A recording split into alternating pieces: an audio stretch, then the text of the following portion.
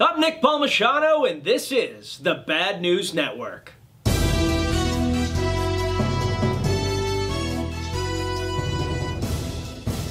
Let's kick off this week with another Trumpgasm. Michael Cohen has been laying that blame gravy down real thick ever since he was convicted, but this week he turned it up to 11.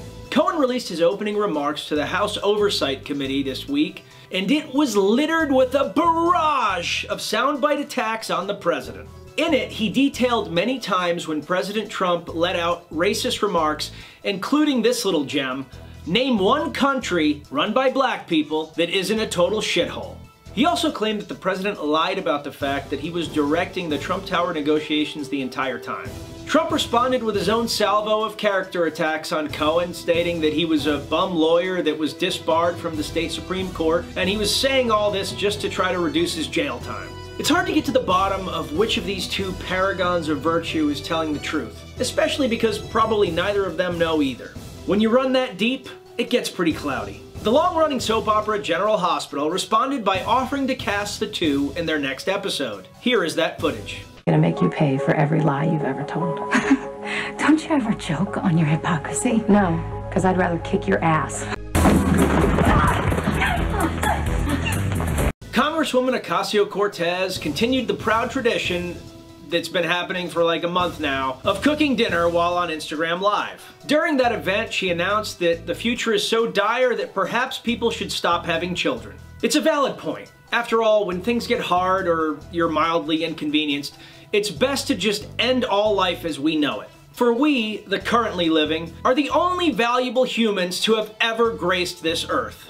After all, it was this generation that landed on the moon, that defeated the Nazis in World War II, that drove the Persians out of Greece, that created the Magna Carta, that survived the plague, that invented the wheel, and that discovered fire. We did all of these things ourselves. Without us, there would be no one. Oh wait, that's not remotely how it happened.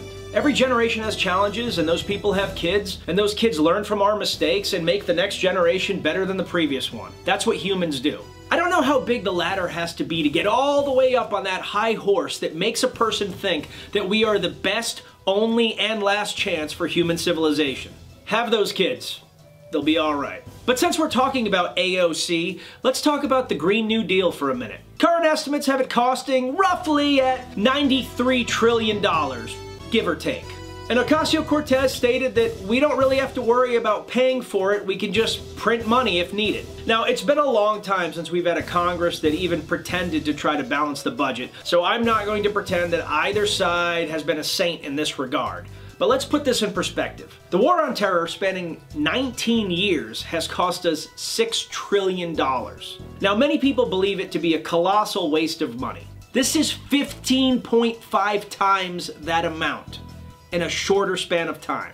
Now, the hope here is that that investment of 93 trillion printed dollars is going to spur on a whole new economic growth while simultaneously saving the planet. There's a couple of problems with that. On the economic side, our entire GDP right now is only 20 trillion. Even if we doubled GDP, it would take decades to pay for this thing through taxes. On top of that, with the Green New Deal, the government gets to pick the companies it thinks are going to succeed and invest in them. This is pure socialism. We're essentially going to be propping up companies that perhaps can't do this for themselves, while more efficient companies are fighting against companies that the government is propping up. That's the best case scenario. The worst case scenario is that the government has chosen companies they want to succeed, and when those companies start doing less well than these other companies, they may actually create situations where there are barriers to entry for the companies that are not taking government money. This is an absolute disaster for the economy and our way of life. I'm all for investment in infrastructure, and I'm all for clean energy. But this is the kind of plan that somebody throws together at a bar while drinking on the back of a napkin, gets 4 or 5 people to say, yeah, that sounds good, and then just goes for it. This has no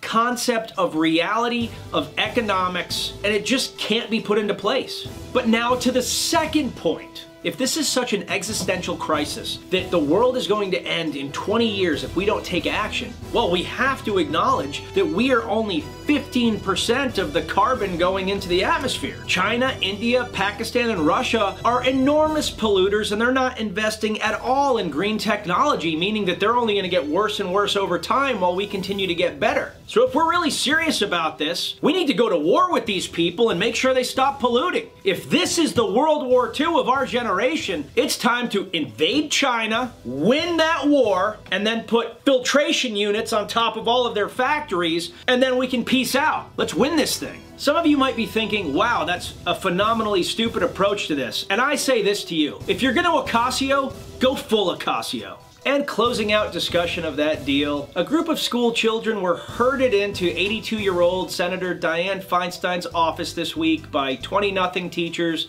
that also have no real concept of reality to tell her how to do her job on television. After careful consideration, the senator provided her own sage wisdom to these young future hipsters.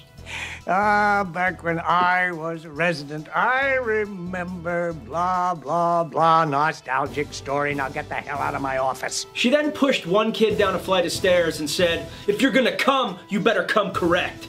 In world news, Iran's foreign minister, Mohammad Javad Zarif, announced a surprise resignation this week, and it was sad. The resignation, which took place oddly on Instagram, have many believing that it is a power play to leverage public opinion. Supporters of Zarif clamored for him to stay on, which may have swayed the supreme leader of Iran to reject his resignation. In sweet, sweet Cold War news, Russia announced a nuclear hit list of American cities this week. Many believe this is Russia's way of firing one across the bow as the United States looks to pull out of the Intermediate Range Nuclear Force Treaty. While this is likely to have profound effects around the globe, probably the biggest change we're going to see in the next few years is that movie villains are going to move from evil Middle Eastern warlords to cold and dubious, heavily accented Russian masterminds of the Winterlands. In the most extreme case, we might even see a rematch of geriatric Rocky Balboa versus geriatric Ivan Drago. Jeff Bezos, in an apparent dick measuring contest with Elon Musk, has announced that he plans on sending 1 trillion humans into space. When told moments later that there are only 7.7 billion people on the Earth right now, he responded, "Time to start f***ing." In MMA news, newly signed UFC fighter Kron Gracie, the first of his name to win in quite some time in the UFC, has announced that the world is flat. This just goes to show you that while he is an impressive black belt in jiu-jitsu, he is still a white belt in science, and a yellow belt in making a delicious toaster strudel. India and Pakistan are heating up again, which is super fun. It's always nice when two nuclear powers start bombing each other. While the two have fought 3 major wars and many skirmishes since 1947, tensions have recently risen dramatically after Pakistan shot down an Indian Air Force pilot and paraded him on Pakistani television. It's a tough situation because while neither country wants war, neither wants to bitch out either. India then flew into Pakistani airspace and bombed what they described as a terrorist camp. They then said, "We super double pinky swear promise that we didn't do this because you dickbags took our pilot. This was purely self-defense." Even though you assholes deserve it, India has no intentions to escalate this fight. However, Rao's mood got dark when his Pakistani opposite, a huge Simpsons fan, tried to calm him down by saying, "Don't have a cow, man!" I'm sorry, I feel like that joke bombed.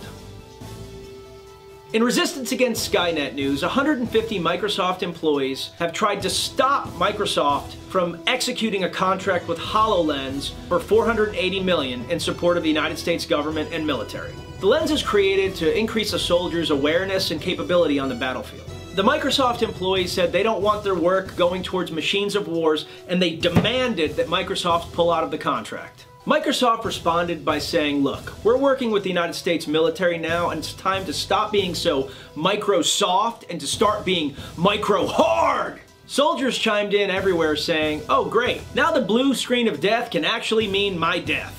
Actor Alec Baldwin stated this week that former Trump attorney Michael Cohen should receive the Medal of Honor for his testimony against the president.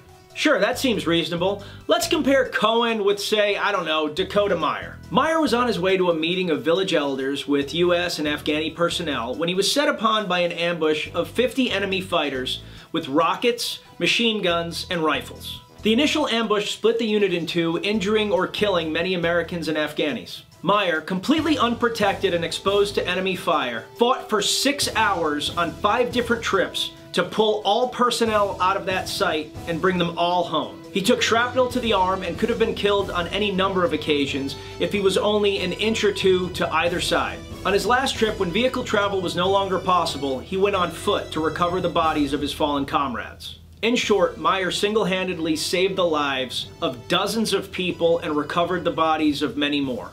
Now let's do Cohen! Michael Cohen spent years covering up shady, illicit behavior of rich people. Then he was disbarred. Then he continued doing illegal things. Then he lied to Congress about it, for which he is now going to prison. And now, on his way to prison, pissed at the president because he wasn't brought to the president's staff after years of loyal service, pissed at the president for not bailing him out of this and giving him a pardon, and just pissed in general that he's going to prison, is dropping as many dimes as he can on his former boss, with the hopes of maybe getting a more lenient sentence, or at least just dragging the man down.